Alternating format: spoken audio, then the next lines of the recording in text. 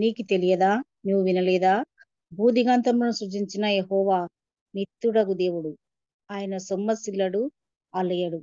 ఆయన జ్ఞానం శోధించుట అసాధ్యము. సొమ్మసిలిన వారికి బలమిచ్చువాడు ఆయనే. శక్తిహీనులను శక్తిహీనులకు బలాభివృద్ధి కలుగ చేయువాడు ఆయనే. మరి 31వ వచనంలో చూసినట్లయితే యెహోవా కొరకు ఎదురు చూచువారు నూతన బలమును పొందుదురు. వారు పక్షిరాజు వల్ల రెక్కలు చాపి పైకి ఎగురుదురు. అలయక పరిగెత్తుదురు, సొమ్మసిల్లక నడిచిపోదురు. మరి ఇక్కడ మనం గమనించినట్లయితే ఆయన సొమ్మసిల్లడు, అలయడు. సొమ్మసిల్లిన వారికి బలమిచ్చువాడు ఆయనే ఉంది ఇక్కడ. మరి ప్రతి మనిషికి కూడా బలము అవసరమే. బలం కోసం మరి ఎంతో మంది ఎన్నో రకాలైనటువంటి ఎక్సర్సైజ్లు, మరి ఫుడ్ హ్యాబిట్స్ ని పాటిస్తూ ఎన్నో రకాలైనటువంటి మెడిసిన్ కూడా తీసుకుంటా ఉంటారు, టానిక్స్ అనేసి.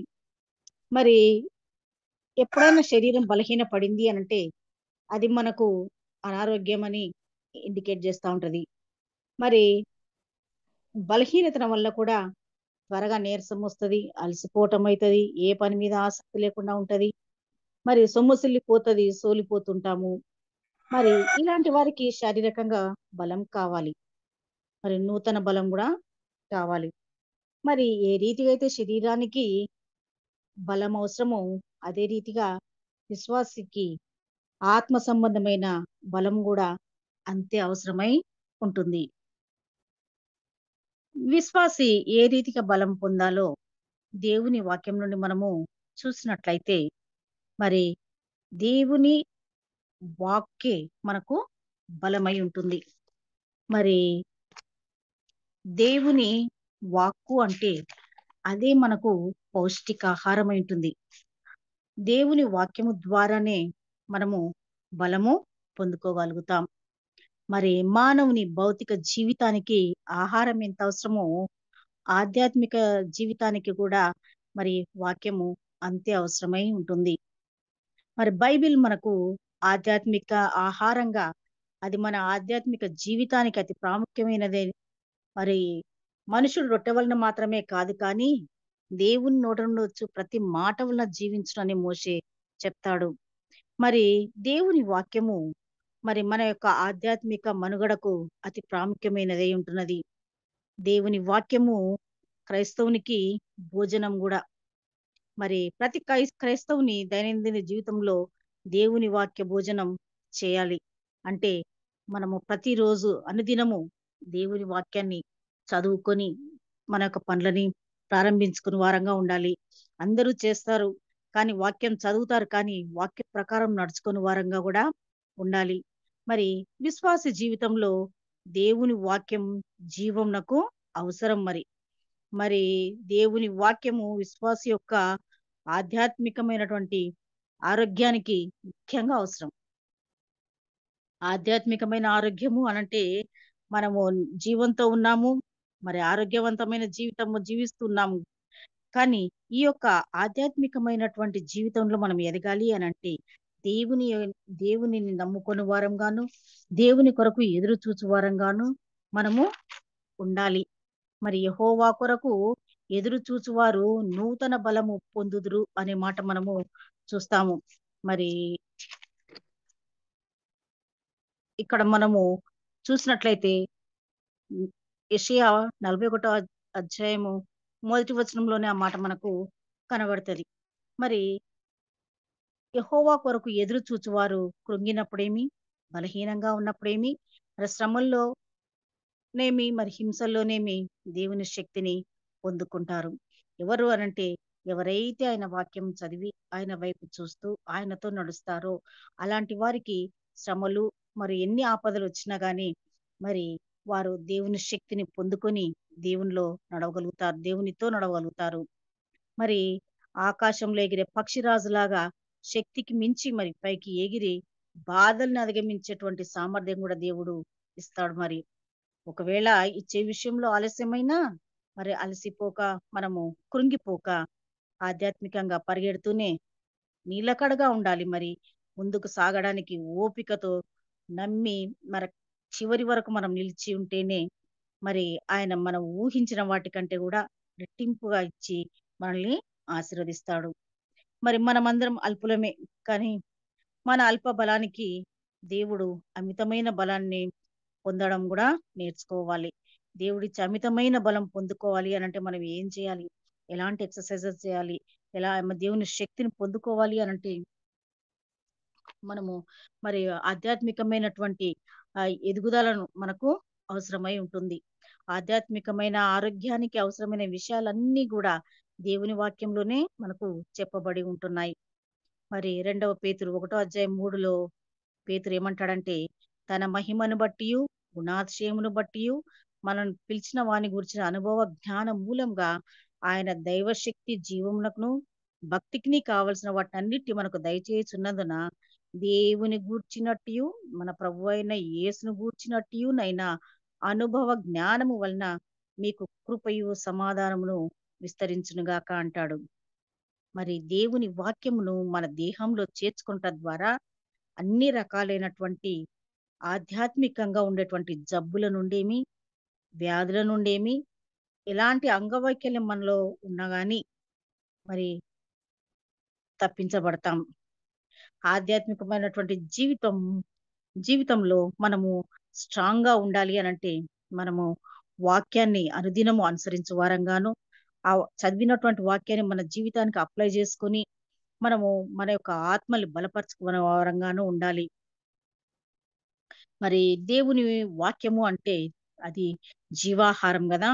మరి రొట్టె, పాలు, తేనె ఇవి ఇవన్నీ గూడా మళ్ళీ తినుటకు యోగ్యమైనవి ఉన్నాయి. మరి తినుటకు రొట్టె అవసరం, తాగుటకు పాలవసరం. మళ్ళీ తేనెగా మరి దేవుని వాక్యాన్ని సంపూర్ణ ఆహారంగా మనము తీసుకొని వారంగా ఉండాలి.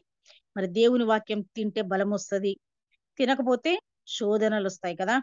మరి దేవుని వాక్యంలో 25 మనం చదవలేదనుకోండి, దేవుని వాక్యము గాని మనం చదవకుండా ఉన్న రోజు మాత్రం తప్పకుండా మనము బలహీనులమై ఉంటాము. మరి ఈ యొక్క శోధన అనేటువంటి జెర్మ్స్ మనల్ని వెంటాడుతూ ఉంటాయి. మరి మనం బలహీనలమైపోతాం. ఇక రోగగ్రస్తులమవుతాం. మనం ఆరోగ్యంగా మన ఆధ్యాత్మికమైన జీవితం ఆరోగ్యంగా ఉండాలి అనంటే, మనము దేవుని వాక్యంలో మనము స్థిరపరచబడి మరి బలపడవలసినటువంటి వారమై ఉంటున్నాం. మరి మనకు దేవుని వాక్యమే ఆధ్యాత్మికమైనటువంటి శక్తిని ప్రసాదిస్తుంది. మరి అపోస్తలుడైనటువంటి యోహాను గారు రాస్తూ ఏమంటాడంటే, "చిన్న పిల్లలారా మీరు తండ్రిని ఎరిగి ఉన్నారు. యవనస్తులారా మీరు బలవంతులు. దేవుని వాక్యము మీ యందు నిలుచుచున్నది. మీరు దుష్టుని జయించున్నారు గనక మీకు వ్రాయుచున్నాను" అంటాడు. మరి దేవుని వాక్యమునకు ఆధ్యాత్మిక శక్తికి సంబంధం ఉన్నది. మరి దేవుని వాక్యం నుండి మనకు శక్తి దిగుబడైతుంది. కాబట్టి నిజమైనటువంటి విశ్వాసము తన ఆహారము కంటే దేవుని వాక్యంను గొప్ప అవసరంగా భావించాలి. మరి ఈ దైవ సేవకుడు మరి దేవుని సేవకుడనే కాదు, ప్రతి విశ్వాసి కూడా మన ఊహలను పవిత్రపరిచే శక్తి కేవలం దేవునిలోనే ఉంది అని గ్రహించాలి. మరి ఈ వాక్యమే మనకు అటువంటి గ్రహింపును కూడా తెస్తుంది చదువుతున్నప్పుడు. మన మనస్సాక్షిని నిర్మలం చేస్తుంది. మరి ఆధ్యాత్మికమైన కోరికల్ని కూడా అది బలపరుస్తుంది. మరి ఈ యొక్క దేవుని వాక్యము ప్రతి వయసు వారికి అంటే యవనులకేమి, వృద్ధులకేమి, బలహీనులకేమి, బలమైన వారికి ప్రతి ఒక్కరికి గూడా ఇది అవసరమే. మరి ఇక్కడ కాపరులనేం గాదు, ఉపదేశకులనే గాదు, విశ్వాసులనే కాదు. ప్రతి క్రైస్తవుడుగా దేవుని నమ్మిన ప్రతి బిడ్డ గూడా దేవుని వాక్యాన్ని అనుసరిస్తూ మరి దేవుని వాక్యం చదివినప్పుడే మనము బలంగా ఉండగలుగుతాం. మరి దేవుని వాక్యమును నిర్మలమైన పాలతోటి పోల్చారు కదా! మరి పేతురు మరి ఆహ్, మరి పాలల్లో కొంచెం కల్తీ కలిసినా అంటే కొంచెం సూక్ష్మజీవులు బాక్టీరియా ఏదైనా వచ్చినా పాలెంబడే విరిగిపోతాయి. మరి అదే రకంగా క్రైస్తవుడైనటువంటి విశ్వాసి మరి దుర్బోధల ప్రభావంతో నిర్మలమైన దేవుని వాక్యం గూడా కలుషితం కాకుండా మరి దేవుని వాక్యం కల్తీ లేకుండా మరి దాన్ని మనము కలుషితం కాకుండా చూసుకోవాలి. దేవుని వాక్యం చెప్తున్నప్పుడు, వింటున్నప్పుడైనా గాని మనం దాన్ని సరిపోల్చుకునే వారంగా ఉండాలి. అప్పుడే దేవుని బిడ్డలు మరి స్థిరంగా ఉండగలుగుతారు. నష్టపోరు మరి. కాబట్టి మనము ఇక్కడ గమనించినట్లయితే యెషయా 28 40 అధ్యాయం 28, 29లో మనం ధ్యానించుకుంటున్నాం కాబట్టి మరి భుదిగంతములను సృజించిన యెహోవా నిత్యుడగు దేవుడు ఆయన సొమ్మసిల్లడు, అలయడు. సొమ్మసిలిన వారికి బలమిచ్చువాడు ఆయనే. మరి ఎవరైతే బలహీనంగా ఉంటారో వారు మరి ఆయన ద్వారానే బలము పొందగలుగుతారు. సొమ్మసిలిన వారికి బలం ఇచ్చువాడు ఆయనే అంటున్నాడు ఇక్కడ. బయటికి ఎంత బలం కలవారిగా మనం కనిపించినా స్వశక్తిని ఆధారం చేసుకున్న వారు మాత్రం తప్పిపోతారు, శక్తిహీనులైపోతారు, అలసిపోతారు, మరి సొమ్మసిల్లిపోతారు కూడా, సోలిపోతారు కూడా. కానీ భూదిగంతములను సృజించిన దేవుడు మాత్రము అన్ని వేళలా మనకు బలమిస్తాడు. ఎప్పుడు అంటే ఆయన వాక్యము ద్వారా మనల్ని మనము బలపరుచుకున్నప్పుడే. ఆయన ఎప్పుడు కూడా సొమ్మసిల్లడు, అలయడు. దేవుడు నమ్మిన వారిని దేవుడు తన శక్తితో బలపరుస్తూనే ఉంటాడు. మరి వారికి విజయవంతమైన మార్గాన్ని కూడా చూపిస్తూ తన చేయి పట్టి నడిపిస్తాడు. మరి దేవుడు నమ్మిన వారికి ఆయన అనంతమైనటువంటి బలాధారం కూడా అయి ఉంటున్నాడు. సరే, యెహోవా కొరకు 40 అధ్యాయం 31 వచనంలో కూడా మనకి మాట కనబడుతుంది. యెహోవా కొరకు ఎదురు చూచువారు నూతన బలమును పొందుదురు. మరి యెహోవా కొరకు ఎదురు చూడటం అంటే మన జీవితాల్లో ఆయనపై పూర్తిగా నమ్మిక కలిగి ఉండాలి. మరి ఆయన సహాయానికి మనము ఆయనే మన సహాయానికి ఆధారం అని కూడా ఎంచుకోవాలి. మరి విశ్వాసి కూడా దినదినాభివృద్ధి చెందాలి. దినదినాభివృద్ధి చెందాలి అనంటే ఏం చేయాలి? దినదినాభివృద్ధి చెందాలి అనంటే మనమందరము కూడా మరి వాక్యం అనే పాలతో మరి జీవాహారాన్ని భుజించు వారంగా ఉండాలి. జీవాహారం అంటే ఇందాకనే అనుకున్నాం కదా, పౌష్టికాహారం మనకి ఇదే. ఏది? దేవుని వాక్యమే ఉంటున్నది. మరి కీర్తనలు 92 అధ్యాయం 12 వచనంలో ఒక మాట మనకి ఇక్కడ కనబడుతుంది. నీతిమంతులు ఖర్జూర వృక్షం వలె మొవ్వవేయుదురు, లెబనోను మీది దేవదారు వృక్షం వలె వారు ఎదుగుదురు అని చెప్పబడింది. మరి నీతిమంతులు అనంటే ఎవరు వీరు? దేవునిలో నిలిచి ఉన్నవారు, దేవునిలో స్థిరపడిన వారు, దేవుని వాక్య ప్రకారము నడుచుకున్నవారు. వారిని ఇక్కడ ఇట్లాంటి వారిని ఇక్కడ ఫలభరితమైన చెట్లతో పోలుస్తూ చూపిస్తున్నాడు. మరి నీతిమంతులు ఖర్జూర వృక్షం వలె మొవ్వవేయుదురు. మరి వీరు ఆధ్యాత్మికంగా ఎదుగుతూనే ఉంటారు. ఎందుకంటే దేవుని ఇంటిలో వాళ్ళు నాటబడిన వారుగా ఉంటారు కనుక మరి వారి వారి పేర్లు వారి వారు వారి వారి దేవునితో ఏర్పాటు చేయబడి కూడా ఉంటారు వాళ్ళు. ఎప్పుడు అంటే వాళ్ళ దేవునిలోనే అంటుకట్టబడి ఉంటారు కాబట్టి మరి పవిత్రమైన నీళ్ళలో వీళ్ళు పాతుకొని దేవుని సహవాసంలో ఎదుగుతూ పవిత్రమైనటువంటి కల్మషం లేని వాతావరణంలో వీళ్ళు ఈ యొక్క చెట్లు ఎదుగుతుండడం వలన మరి వీళ్ళు ఖర్జూర వృక్షం వల్ల మువ్వవేయుదురు అంట. మరి వీరు వృద్ధాప్యం వచ్చి మరి పెద్ద వయసు వచ్చినా కానీ వీరు ఆధ్యాత్మికంగా చురుకుగానే ఉంటారు. మరి ఫలభరితంగా కూడా వీళ్ళు ఉంటారు. మరి వారిచ్చే సందేశాలు కూడా వాళ్ళ సొంతానివై ఉండవు, అవి దేవుని నుండి పొందుకున్నవై ఉంటాయి. మరి ఖర్జూర వృక్షం వలె వాళ్ళు మొవ్వవేయుదురు అంటే వీళ్ళు సారం కలిగి మరి పచ్చగా ఉండి మరి ఇతరులకు మరి వారు మేలుకరంగా ఉంటారు. మరి యేసుక్రీస్తు అనుగ్రహించు జీవాహారమును దినదినము మనము తిని మరి నూతన బలము పొందుకునే వారంగా ఉండాలి. అప్పుడే మనము చిగుర్చగలము. అప్పుడే మనము మోవేయగలుగుతాం. ప్రార్థనలోనేమి, శ్రమల్లోనేమి, దేవుని సేవలోనేమి, ఇవ్వటంలోనేమి మరి వాళ్ళు మొవ్వ వేయగలుగుతారు, అంటే చిగురించగలుగుతారన్నమాట. మరి ఇక్కడ మరి ఇంకొక మాట కూడా, ఈ ఖర్జూర వృక్షమే కాకుండా అక్కడ లెబనోన్ వృక్షం గురించి కూడా మాట్లాడాడు కదా. వారు లెబనోను మీది దేవదారు వృక్షం వలె వారు ఎదుగుదురు అంటాడు ఇక్కడ. లెబనోను మీది దేవదారు వృక్షము. మరి ఈ యొక్క దేవదారు వృక్షం కూడా మరి అక్కడ లెబనోను పర్వతాలపై ఎదిగేటువంటి వృక్షం ఇది. మరి దీని కొమ్మలు చాలా విశాలంగా వ్యాపించి ఉంటాయంట. మరి మరి దీనికి ఇంకొక పేరు కూడా ఏంటంటే దేవదారు వృక్షానికి యెహోవా వృక్షం అని కూడా పేరు. మరి అరబ్బీలు అయితే ఈ చెట్టును దేవుని చెట్టు అని కూడా అంటారు. అంటే అది చాలా స్ట్రాంగ్ గా ఉంటదంట. దాన్ని చక్కగా మోల్డ్ చేసి మంచి డిజైన్స్ చేయడం కూడా వస్తది. మరి ఈ దేవదారు వృక్షం వలె మరి ఇక్కడ విశ్వాసిని పోలుస్తూ చెప్తున్నాడు. మంచి సువాసన కలిగిన వారుగా ఉంటారు. మరి వారి యొక్క నీడలో విశాలంగా వ్యాపించి చక్కగా నీడనిచ్చే చెట్టు అంట అది. మరి క్రైస్తవ విశ్వాసి మరి అక్కడ దేవదారు వృక్షంతో పోల్చబడుతున్నాడు అనంటే, మరి ఎవరైతే దేవునిలో వేరుపారి స్థిరంగా మరి ఉంటారో మరి ఆ వృక్షంతో పోల్చబడిన వారుగా దేవుడు ఆశీర్వదిస్తారు. మరి విశ్వాసి అయినటువంటి వాడు మరి బలము కలిగి ఉంటే మరి నడిచిన పరిగెత్తిన అలసిపోడు. మూడవదిగా మరి విశ్వాసిగా పిలువబడే నువ్వు నేను ఆయనతో కూడా నడవాలి. మరి బైబిల్ గ్రంథంలో గమనించినట్లయితే నోవహు, హానోకులను చూసినట్లయితే వాళ్ళు దేవునితో నడిచినటువంటి వారుగా ఉన్నారు. ఆదికాండము 5వ అధ్యాయము 24వ వచనంలో మనకక్కడ హానోకు కనబడతాడు. మరి హానోకు నివసించినటువంటి కాలం పరిస్థితులు గమనిస్తే ఈనాడు మనం ఏ రీతిగా ఉన్నామో అలాంటి కాల పరిస్థితుల్లోనే అలాంటి సమస్యలతోనే ఉన్నటువంటి సమయంలో ఆయన జీవించి ఉన్నాడు.